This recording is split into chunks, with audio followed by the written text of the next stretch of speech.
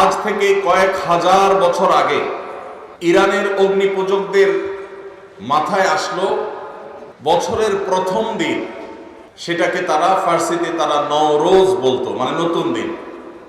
এই নওরোজ বা নাইরোজ, এই বছরের প্রথম দিনকে অগ্নিপূজকেরা, প্রকৃতি পূজারীরা, প্যাগানরা তারা বিশেষভাবে পুজো অর্চনা এবং উৎসব হৈহুল্লোড় করে কাটাতো। কেন কাটাতো? কারণ তারা মনে করত, তারা বিশ্বাস করত, বছরের প্রথম দিনটিতে আনন্দ উৎসব এবং হৈহুল্লোড় করে যদি কাটানো যায়, তো প্রথম মুহূর্ত, প্রথম দিনটাকে উৎসব এর মাধ্যমে কাটালে সারা বছর ভালো থাকা যাবে, সুখে থাকা যাবে, স্বাচ্ছন্দ্যে থাকা যাবে, উৎসবে থাকা যাবে। এই ভুল বিশ্বাস এবং এই কুসংস্কারাচ্ছন্ন আকীদার উপর ভিত্তি করে সেই অগ্নিপূজকেরা তারা বছরের প্রথম দিনকে উৎসবের সময় এবং উপলক্ষ হিসাবে স্থির করল। এটা ছিল আজ থেকে বহু হাজার বছর আগের ঘটনা। এটার শুরু এবং উৎপত্তি হলো ইরান থেকে। এরপর বহুকাল পর খ্রিস্টানরা এই কালচারটাকে ধারণ করলো। তারা তাদের যে খ্রিস্টীয় বর্ষ, সেই খ্রিস্টীয় সন বা সালকেও তারা ওই অগ্নিপূজকদের যে সাল ছিল, সন ছিল, সেটার মতো করে এটার প্রথম দিনকে, প্রথম মুহূর্তকে তারা উদযাপন করা শুরু করলো। আজ সেই উদযাপন আমাদের মুসলমান সমাজেও এসে পড়েছে। তার নাম হলো 31st নাইট। এই 31st নাইটের এই কালচার, এটা এসেছে অগ্নিপূজকদের কাছ থেকে, খ্রিস্টানদের ঘাড় হয়ে এখন সেটা মুসলমানদের সমাজেও বসবাস করছে, টিকে আছে। 31st নাইটের যে কালচার এবং সংস্কৃতি, এই সংস্কৃতির মূল থিমটা হলো সেই অগ্নিপূজকদের থিম, অর্থাৎ বছরের প্রথম মুহূর্ত, এই সময়টাকে যখনই রাত 12টা 1 মিনিট হবে, 31শে ডিসেম্বর 31st নাইট, 31 ডিসেম্বর রাত 12টা পার হয়ে যখন 12টা 1 হয়ে যাবে, তখনই সব পটকা ফুটিয়ে, আতশবাজি করে, ফানুস উড়িয়ে, হই হুল্লোড় করে, গান বাজনা করে, উৎসব করে, ফুর্তি করে এই মুহূর্তকে কাটিয়ে তারা সারা বছর ভালো থাকতে চায়, উৎসবে থাকতে চায়, খুশিতে থাকতে চায়। এই চিন্তাধারা, এই ধ্যান ধারণা এসেছে অগ্নিপূজকদের কাছ থেকে। আমরা মুসলমানের সন্তান, মুহাম্মদুর রাসূলুল্লাহ সাল্লাল্লাহু আলাইহি ওয়াসাল্লামের উম্মত, তার অনুসারী। আল্লাহর লাখ কোটি শুকর, আল্লাহ তাআলা এরকম কুসংস্কারাচ্ছন্ন, অযৌক্তিক, হাস্যকর, বাস্তবতা বিবর্জিত বিশ্বাস এবং কুসংস্কার থেকে আল্লাহ তাআলা আমাদের মুসলমানদেরকে হেফাজতে রেখেছেন, আলহামদুলিল্লাহ। আল্লাহ রাব্বুল আলামিন রাত এবং দিনের পরিবর্তন, বছরের মাসের পালাবদল করেন, মানুষ যাতে শিক্ষা গ্রহণ করে যে মানুষের পৃথিবীতে বেঁচে থাকার জন্য রাতের প্রয়োজন যেমন আছে, দিনের প্রয়োজন আছে, ঋতুর পরিবর্তনের প্রয়োজন আছে। এই সবগুলো মানুষের প্রয়োজনে আল্লাহ তাআলা দিয়েছেন। মানুষ সেখান থেকে শিক্ষা গ্রহণ করবে, দার্স হাসিল করবে, সেখান থেকে মানুষ আল্লাহ রাব্বুল আলামিনের কৃতজ্ঞতা আদায় করবে। এই জন্য আল্লাহ তাআলা এগুলো দিয়েছে। আল্লাহ তাআলা বছরের পালাবদল এই জন্য দেননি যে মানুষ সেটাকে ফুর্তি করবে, উৎসব করবে, উৎসব এবং ফুর্তি করে কাটাবে। ভাইয়ের আমার, সবচেয়ে দুর্ভাগ্যের ব্যাপার, সবচেয়ে হাস্যকর ব্যাপার হলো আজকের পৃথিবীতে যারা নিজেদেরকে বিজ্ঞান মনস্ক দাবি করে, যে মানুষগুলো নিজেদেরকে বিজ্ঞান এর অনুসারী মনে করে, সেই মানুষগুলো সেই হাজার হাজার বছর আগের অগ্নিপূজকদের সেই হাস্যকর এবং মিথ্যা, বাস্তবতা বিবর্জিত বিশ্বাসকে তারা ধারণ করে আছে। বছরের প্রথম মুহূর্তকে আনন্দ উৎসব করে, হই হুল্লোড় করে, ফুর্তি করে, আতশবাজি করে, ফানুস উড়িয়ে কাটালে যদি মানুষ ভালো থাকে, সারা বছরটা যদি ভালো যায়, তাহলে প্রতিদিন সকালে, নতুন দিনের ভোরে, নতুন মাসের শুরুতে, নতুন সপ্তাহের শুরুতে যে কোনো নতুন কিছুর শুরুতে মানুষ এভাবে ভালো উৎসব করে, ফুর্তি করে, আনন্দ করে, হৈ হুল্লোড় করে কাটিয়ে তারা সারা মাস সারা সপ্তাহ ভালো থাকতে পারত। বছরের প্রথম মুহূর্ত আনন্দ উৎসব করলে সারা বছর ভালো থাকা যায়। এটা কি সত্য না মিথ্যা? এর কোন বৈজ্ঞানিক ভিত্তি আছে? এর কোন শরীয়ী ভিত্তি আছে? নাই। আল্লাহ রাব্বুল আলামিন আমাদেরকে সেই দ্বীনের অনুসারী করেছেন যে দ্বীনে প্রতিদিনের সকালকে আমরা আল্লাহর জিকিরের মাধ্যমে উদযাপন করি। আলহামদুলিল্লাহ। আল্লাহ তাআলা আমাদেরকে সেই দ্বীনের অনুসারী করেছেন যে দ্বীনের প্রত্যেক শুরুকে আমরা আল্লাহর নাম দিয়ে উদযাপন করি, শুরু করি, সূচনা করি। আল্লাহ রাব্বুল আলামিন এই সমস্ত কুসংস্কার থেকে আমাদেরকে, আমাদের সমাজকে হেফাজত থাকার তৌফিক দান করুন। ভাইরা আমার, যার আগমন আনন্দের কারণ হয়, যার আগমন আনন্দের কারণ হয়, তার বিদায় বেদনার কারণ হয়। ঠিক না বেঠিক? এই উসুল, এই মূলনীতির সাথে আপনারা কি একমত না দ্বিমত? কেউ আসলে, যাকে দেখলে আপনার খুশি হয়, ভালো লাগে, তিনি যদি হারিয়ে যান, তাকে যদি আপনি মিস করেন, হারিয়ে ফেলেন, তাহলে আপনার কি খুশি লাগে না খারাপ লাগে? খারাপ লাগে। যিনি আসলে আপনি আনন্দিত হন, তিনি চলে গেলে আপনার আবার বেদনাও হয়। এই উসুল ঠিক আছে না বেঠিক? ঠিক। নতুন বছর এটা আসলে যদি আমাদের খুশি হতে হয়, উৎসব করতে হয়, হৈ হুল্লোড় করতে হয়, আতশবাজি করতে হয়, ফানুস উড়াতে হয়, পটকা ফুটাতে হয়, গান বাজনা করতে হয়, তাহলে বছরের, নতুন বছরের আগমন যদি আনন্দের কারণ হয়, যেই 12টা 1 মিনিটে নতুন বছরকে তুমি বরণ করেছো হে যুবক, তার 1 মিনিট আগেই তো একটি বছর পরিসমাপ্ত হয়েছে, বিদায় নিয়েছে। বছরের আগমন যদি তোমার আনন্দের কারণ হয়, তাহলে বছরের বিদায় কেন তোমার বেদনার কারণ হয়নি? বছরের আগমনে তুমি যে হাসছো, আনন্দ করছো, কই তোমাকে তো বছরের বিদায়ে কাঁদতে দেখিনি। তোমার এই ইলজিক্যাল, তোমার এই অযৌক্তিক, তোমাদের এই হাস্যকর বাস্তবতা বিবর্জিত এই চেতনা, এই বিশ্বাস, এই কালচার, এই সংস্কৃতি, এটা এই মাটির নয়, এই মাটির মানুষের নয়। এখানকার মানুষের কালচার এবং সংস্কৃতির সাথে এই 31st নাইটের কোন চুল পরিমাণ সম্পর্ক। কিন্তু দুর্ভাগ্যের বিষয়,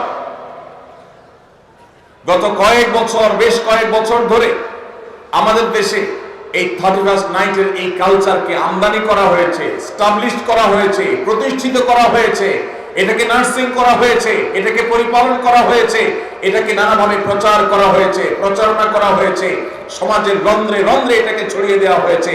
ঢাকা শহরে, চট্টগ্রাম শহরে, ময়মনসিংহ শহরে, খুলনা শহরে, বড় বড় শহরগুলোতে, এমনকি গ্রামের 31st নাইটে 31শে ডিসেম্বর রাত 12টা 1 মিনিটে যে দৃশ্য দেখা যায়, সেটা কোনো মুসলমান সমাজে কখনো শোভনীয় হতে পারে না। ভাইরা আমার, আমরা পলিটিক্যাল ফ্যাসিজমের কথা বলি, রাজনৈতিক ফ্যাসিস্টদের কথা বলি, আমরা কালচারাল ফ্যাসিস্টদের কথা বলি না। এদেশে এক শ্রেণীর পত্র পত্রিকা, এক শ্রেণীর মিডিয়া, এক শ্রেণীর তথাকথিত বুদ্ধিজীবী, তারা আমাদের দেশের মানুষের উপর ভিনদেশী কালচারকে আমদানি করে, সেটাকে প্রতিষ্ঠিত করে এত বেশি কোণঠাসা করে রেখেছে এদেশের ওলামায়ে কেরামকে, দিনদার মানুষদেরকে, যে সংখ্যায় এদেশে মুসলমানরা বেশি হলেও সংস্কৃতিতে মুসলমানরা এদেশে আজও সংখ্যালঘু হয়ে আছে। আমরা সংখ্যাতে অনেক বেশি হলেও আমাদের কালচারে, আমাদের সংস্কৃতিতে আমরা সংখ্যালঘুর মতো। আমাদের উপরে চাপিয়ে দেওয়া হচ্ছে ভিনদেশী সংস্কৃতি। এই 31st নাইটের এই কালচারকে নানাভাবে দেখবেন পত্রপত্রিকাতে, এক্সেলে, মিডিয়াতে এটাকে আমাদের সমাজে প্রতিষ্ঠিত করা হয়েছে এবং এখনো হচ্ছে। সময় এসেছে এই অনাচারের বিরুদ্ধে আমাদের তীব্র প্রতিবাদ গড়ে তোলা। বেশি দিন আগের কথা নয়, মাত্র 2 বছর আগে ঢাকার দুটি মর্মান্তিক ঘটনা আমাদের চোখের পানি এনে দিয়েছিল। তার একটি হলো মায়ের কোলে থাকা দুধের শিশু 31st নাইটের বিকট আওয়াজে, পটকার বিকট আওয়াজে, আতশবাজির বিকট আওয়াজে সে দুধের শিশু মারা গিয়েছিল। বিষয়টা আদালত পর্যন্ত গড়িয়েছিল, কিন্তু বিচারহীনতার এই দেশে ওই ঘটনার দায় কাউকে নিতে দেখা যায়নি, কাউকে কোনো দোষী সাব্যস্ত করতে দেখা যায়নি। ঠিক একই সাথে আরেকটি মর্মান্তিক ঘটনা ঘটেছিল, তা হলো একজন অসহায় নারী, তিনি তার সারা জীবনের সঞ্চয়কে একত্র করে ছোট্ট একটা প্লাস্টিকের কারখানা করে নিজ বাড়িতে প্লাস্টিকের আসবাবপত্র তৈরি করে ছাদের উপর সেগুলো মেলে রেখেছিলেন। এই 31st নাইটে আতশবাজির আগুন উড়ে এসে তার ছাদের উপর থাকা সেই প্লাস্টিকের উপরে পড়ে তার সমস্ত প্লাস্টিকগুলোকে পুড়ে ছাই করে ফেলেছে। এই যে মায়ের কোলে থাকা শিশুর মৃত্যু আর একজন অসহায় নারী উদ্যোক্তার সর্বস্ব হারিয়ে যাওয়া, আতশবাজির আগুনকে অপরাধীর কাঠগড়ায় দাঁড় করিয়ে চিরতরে নিষিদ্ধ করার বিচার করবার জন্য এই দুইটি ঘটনা কি যথেষ্ট নয়? কিন্তু ভাইরা, প্রতি বছর প্রশাসনের ভাইরা, পুলিশ, বিভিন্ন সেক্টরে যারা আইন শৃঙ্খলা রক্ষা করার দায়িত্বে নিয়োজিত আছেন, তারা প্রতি বছরই প্রায় এই আহাজারি করেন যে 31st নাইট উপলক্ষে কোনো প্রকার পটকা ফুটানো যাবে না, আতশবাজি করা যাবে না, ফানুস উড়ানো যাবে না। প্রতি বছরই তারা হাহাকার করেন, আর্তনাদ করেন। এই বছর তারা ইতিমধ্যে ঘোষণা জারি করেছে যে 31st নাইট উপলক্ষে কোনো ফানুস উড়ানো যাবে না, কোনো আতশবাজি চলবে না, কোনো ফটকা উড়ানো চলবে, বাজানো চলবে না। কিন্তু কে শুনে কার কথা? ঢাকার মতো, চট্টগ্রামের মতো এবং অন্যান্য বড় বড় জেলা শহরগুলো যেগুলো আছে, সমস্ত শহরের মতো যেই জায়গাগুলোতে বৈদ্যুতিক তার আমাদের মাথার উপরে জালের মতো বিছানো আছে, এই আতশবাজির আগুন যেই কোনো সময়, যেই কোনো এলাকায় শত শত হাজারো মানুষের আগুনে পড়ে ছাই হওয়ার কারণ হওয়ার আগেই এই 31st নাইটের এই অপসংস্কৃতিকে ঝেঁটিয়ে আমাদের সমাজ থেকে বিদায় করতে হবে। ভাইরা আমার, সংস্কৃতির উৎপত্তি হলো ধর্ম। সংস্কৃতি কখনো অঞ্চল ভিত্তিক হয়, ভাষা ভিত্তিক হয়, ধর্ম ভিত্তিক হয়। কিন্তু এই 31st নাইটের এই কালচার, এটা কোনো ধর্মের মানুষের ধর্মীয় কালচার নয়, এটা এই মাটি এবং এই দেশেরও কালচার নয়। তাহলে ভিনদেশী এই কালচারকে যারা পরম আদরে কদম যত্ন করে এটাকে লালন পালন করেছে, আরেকটি কালচার আসছে 14ই ফেব্রুয়ারি। এই সমস্ত কালচারগুলোকে সমাজে প্রতিষ্ঠিত করা হয়েছে অত্যন্ত সূক্ষ্মভাবে, আমরা অনেকে টেরও পাই নাই। ভাইরা আমার, বিনোদনের নামে, নাটক সিনেমার নামে এই দেশে বিবাহ বহির্ভূত হারাম সম্পর্ক, যেটা এই দেশে আইনত অপরাধ, এদেশের মানুষের ধর্মীয় বিশ্বাসে যেটি অপরাধ, প্রচলিত আইনে যেটা অপরাধ, সেটাকে বৃদ্ধাঙ্গুলি দেখিয়ে প্রতিনিয়ত নাটক সিনেমাতে বিবাহ বহির্ভূত সম্পর্ককে নানাভাবে প্রমোট করা হয়েছে, এটাকে নানাভাবে প্রতিষ্ঠিত করা হয়েছে। বিষয়টা এখন কোন পর্যায়ে গেছে? সোশ্যাল মিডিয়াতে যারা বিচরণ করেন তারা জানেন, মুসলমানের সন্তানরা বফ গফ, বয়ফ্রেন্ড গার্লফ্রেন্ড বলে পরিচয় দিতে ন্যূনতম কোনো হেজিটেশন, ন্যূনতম কোনো অস্বস্তি বা ন্যূনতম কোনো লজ্জা বা কুণ্ঠাবোধ করে না। স্বামী স্ত্রী পরিচয় দেওয়াটা মানুষের জন্য যেমন স্বাভাবিক ব্যাপার, তার চাইতেও বেশি স্বাভাবিক হয়ে গেছে এখন এই তথাকথিত বফ গফ এই পরিচয় দেওয়াটা। এই জিনিসটা এমনি এমনি হয়ে যায় না। এই সমাজের শত্রুরা যারা কিছু হলে বিদেশে পাড়ি জমাবে, সরকারের ঊর্ধ্বতন কর্তৃপক্ষের সাথে বসা এক বৈঠকে বলেছিলাম, দেখেন ভাই, কিছু হলে অনেকে চলে যাবে ভারতে, অনেকে চলে যাবে আমেরিকা, আমরা হুজুররা এই দেশের মাটি ছেড়ে কোথাও যাব না ইনশাআল্লাহ।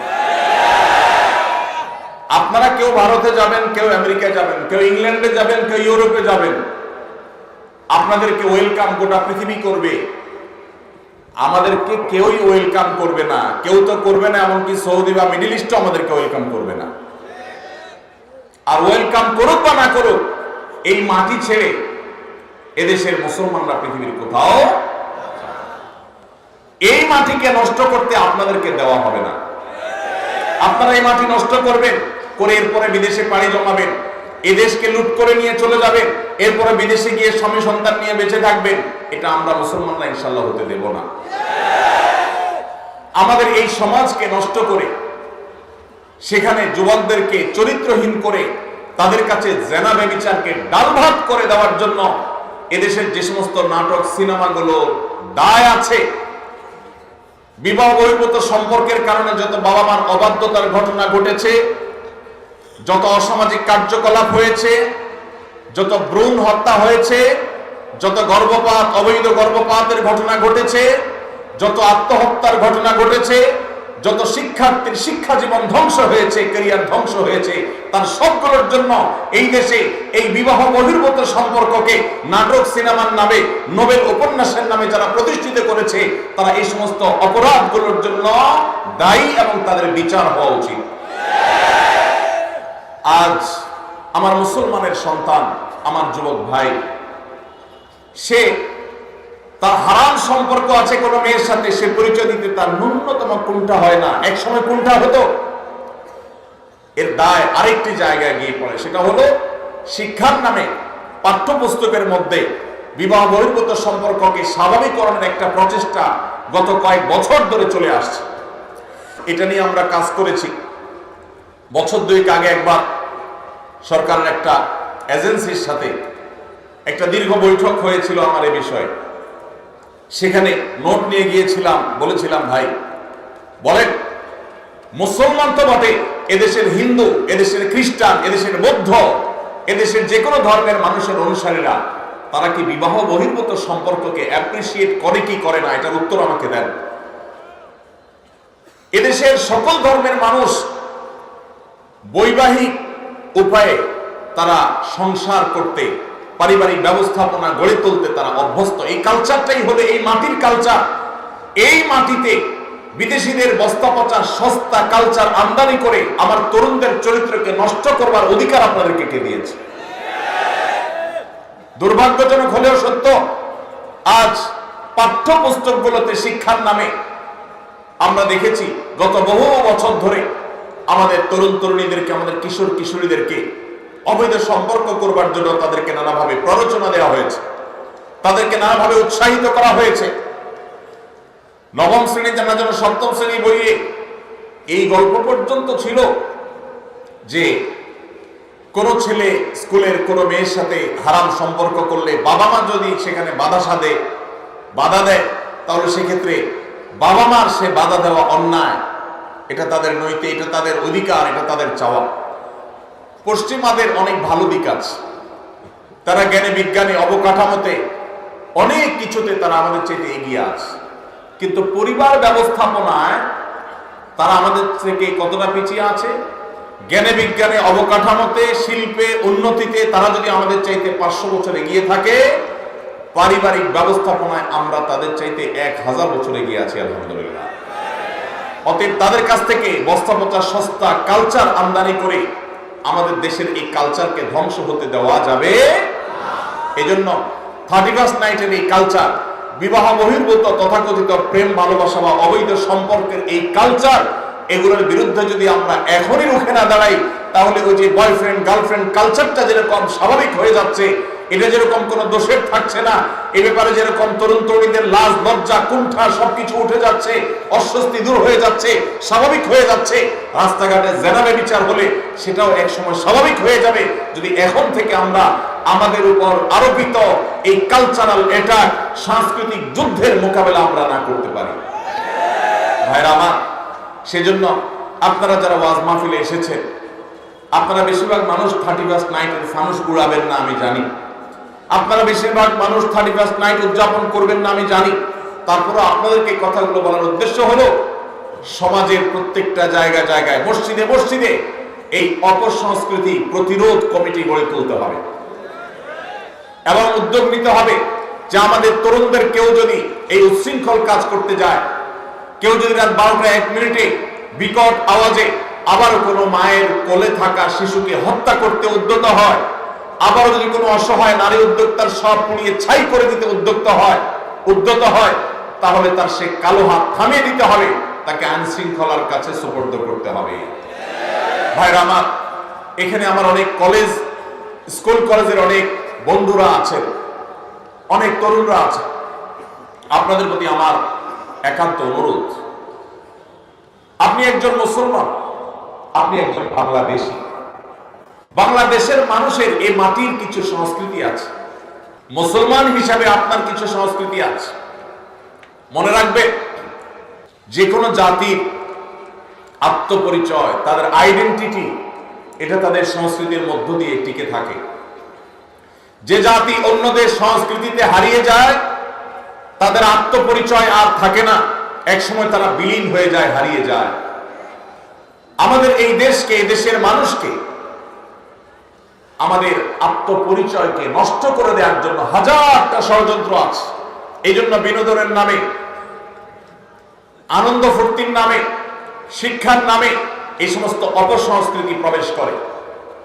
আমার গত কয়েক মাসে বেশ কয়েকবার কয়েকটা মিনিস্ট্রিতে যাওয়ার সুযোগ হয়েছে, বিভিন্ন কাজে বলতে জাতীয় স্বার্থে বা দিনই স্বার্থেই, আমার ব্যক্তিগত কোনো কাজ বা আমার ফাউন্ডেশনের কোনো কাজে যাইনি কখনো। আমি অবাক হয়েছি যে একাধিকবার আমি শিক্ষা মন্ত্রণালয়ে যাওয়ার সুযোগ হয়েছে, আমার শিক্ষা উপদেষ্টার সাথে বৈঠকের সাক্ষাতের সুযোগ হয়েছে। আমি প্রতিবার লক্ষ্য করেছি, অন্য যে কোনো মন্ত্রণালয়ের তুলনায় শিক্ষা মন্ত্রণালয়ে বিদেশিদের আনাগোনা সবচাইতে বেশি। ওয়েটিং রুমগুলোতে বিভিন্ন শ্রেণী পেশার মানুষ অপেক্ষা করেন, সরকারের দায়িত্ব পালনরত মন্ত্রী বা উপদেষ্টাদের সাথে সাক্ষাতের জন্য অনেকেই যান। কিন্তু আমি বিস্মিত হয়েছি, যতবার আমি ঢু মেরেছি বা গিয়েছি শিক্ষা মন্ত্রণালয়ে, আমি লক্ষ্য করেছি আমার দেশি ভাইদের চাইতে ভিনদেশীদের আনাগোনা কোনো অংশে কম না, বরং কোনো কোনো ক্ষেত্রে চোখে পড়ার মতো বেশি।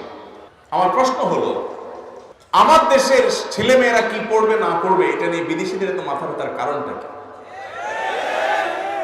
তারা আমাদের সন্তানদের মগজ ধোলাই করার জন্য তাদের এজেন্ডা বাস্তবায়ন করতে চায়। এক শ্রেণীর মিডিয়া, এক শ্রেণীর বুদ্ধিজীবী বিদেশিদের টাকা খেয়ে, তাদের কাছ থেকে বিভিন্ন ফান্ড পেয়ে সেগুলোকে হালাল করার জন্য আমাদের সন্তানদের মনে, মননে, মগজে, চিন্তায়, চেতনায় বিষ ঢুকিয়ে দিতে চায়। আর সে বিষ আজ বিষাক্ত করে আমাদের সন্তানদের চরিত্রকে নষ্ট করে ফেলেছে। আমি একটা কথা প্রায় বলি, চরিত্রে কালিমা লাগেনি এমন তরুণ, এমন তরুণী আজ সোনার হরিণ হয়ে গেছে। গত 10 বছর, 20 বছর, 30 বছর আগেও আমাদের দেশের এত দুরবস্থা ছিল না। আমি এই জন্য যে কথাটি বলছিলাম, আমরা পলিটিক্যাল ফ্যাসিজমের বিরুদ্ধে কথা বলি, কিন্তু কালচারাল ফ্যাসিজমের বিরুদ্ধে আমরা কথা বলি না। আমাদের উপরে যে সাংস্কৃতিক যুদ্ধ চাপিয়ে দেওয়া হয়েছে, আমরা মুসলমানের সন্তান মুখে দাবি করছি, কালিমা মুখে পাঠ করছি, অথচ আমার আচার আচরণে, আমার চিন্তা চেতনায়, আমার মননে, আমার মানসিকতায় ভিনদেশীদের চিন্তা চেতনা এমন ভাবে গ্রাস করে ফেলছে যে আমি নিজেও টের পাচ্ছি না, ধ্বংসের দ্বারপ্রান্তে আমি চলে যাচ্ছি। সেজন্য আমার কলেজ ইউনিভার্সিটির যে সমস্ত বন্ধুরা আজকের এই মাহফিলে আছেন, যারা আমাকে শুনছেন, আপনাদের কাছে আমি বিনীতভাবে অনুরোধ করছি, আমাকে জবাব দিতে হবে না, নিজের বিবেককে প্রশ্ন করুন। আপনি যখন 31st নাইটে আকাশে টাকা উড়াচ্ছেন, বরং পোড়াচ্ছেন, ঠিক তখন যে বিল্ডিং এর ছাদ থেকে আপনি ফানুস উড়াচ্ছেন, টাকা পোড়াচ্ছেন, ওই মুহূর্তে আপনি নিচে তাকালে দেখবেন হয়তোবা রাস্তার ধারে শুয়ে আছে কোনো বনি আদম। রাস্তার ধারে শুয়ে থাকা কোনো মায়ের কোলে থাকা শিশু হয়তো মাকে বলছে, মা আকাশে কিসের আলো, কিসের আগুন। কনকনে শীতে কাঁপছে দেশের প্রত্যন্ত অঞ্চলে এখনো অনেক অভাবী, অনেক অসহায় মানুষ। এইরকম একটা পরিস্থিতিতে জাস্ট আপনি ফুর্তি করার জন্য অগ্নিপূজকদের কালচারকে আমদানি করে আপনি আকাশে টাকা পোড়াচ্ছেন। নিজের বিবেককে জিজ্ঞাসা করুন, আপনার এই কাজের সপক্ষে আপনার বিবেক আপনাকে সায় দেয় কিনা। ভাইরা আমার, একজন ইমানদার তার জীবনের একটি বছর যখন পার হয়ে যায়, নতুন একটি বছর যখন আসে, এটা তার জন্য আনন্দের কারণ হয় না। সব নতুনের আগমন মানুষের আনন্দের কারণ হয় না, বরং মানুষের বিবেকে করাঘাত করে কোন নতুনের আগমন। একজন ফাঁসির দণ্ডপ্রাপ্ত আসামির কাছে নতুন দিন, নতুন রাত, নতুন সপ্তাহ, নতুন মাস, নতুন বছর এটা আনন্দের কারণ হয় না। কারণ যত সময় সামনের দিকে অগ্রসর হয়, লোকটা তত ফাঁসির কাষ্ঠের দিকে এগিয়ে যায়। আমরা যখন আল্লাহ রাব্বুল আলামিন আমাদেরকে যখন প্রাণ দিয়ে সৃষ্টি করেছেন, কুল্লু নাফসিন যায়কাতুল মউত, একদিন আমাদের মৃত্যু সাধন করতেই হবে। একটি বছর চলে আসা মানে হলো আমার বাজেট থেকে, আমার হায়াত থেকে একটি বছর খসে পড়া, কবর দিকে এগিয়ে যাওয়া। একজন মুসলমান, একজন বিবেকবান মানুষ এই জন্য নতুন বছরের দোরগোড়ায় দাঁড়িয়ে ফুর্তি করতে পারে না। এটা বাস্তবতা বিবর্জিত, হাস্যকর, অযৌক্তিক একটি কালচার, যেটি অগ্নিপূজকেরা করত। আজ বিজ্ঞান মনস্ক হওয়ার দাবি করে যারা এই কাজগুলো করছে, তারা নিজেরা ধ্বংস হচ্ছে, আমাদের সমাজকে ধ্বংসের দ্বার প্রান্তে নিয়ে যাচ্ছে। বিধায় এই 31st নাইটের এই কালচার, এই অপসংস্কৃতি, এটিকে আমাদের দেশ থেকে ঝেঁটিয়ে বিদায় করতে হবে ইনশাআল্লাহ। ভাইরা আমার, প্রতি বছর আমাদের দেশে শহরের যে সমস্ত 5 স্টার হোটেলগুলো আছে, বিভিন্ন ক্লাব, সমিতি এবং বারগুলো আছে, আপনি পত্রপত্রিকা খুললে, গুগল করলে, অনলাইন সার্চ করলে দেখতে পাবেন কোটি কোটি টাকা, মিলিয়ন মিলিয়ন ডলার এই সমস্ত হোটেলগুলোতে খরচ করা হয়, ফুর্তি করা হয় শুধুমাত্র 31st নাইট উদযাপন করতে গিয়ে। সংস্কৃতি যেখানে, তার উৎপত্তি যেখানে, ধর্ম, অঞ্চল বা ভাষা, এই 31st নাইটের সাথে এই অঞ্চলের, এদেশের মানুষের ভাষার বা ধর্মের কোনো সম্পর্ক যেহেতু নাই, অতএব এই কালচার কি আমাদের কালচার? এই সংস্কৃতি কি আমাদের কালচার, সংস্কৃতি?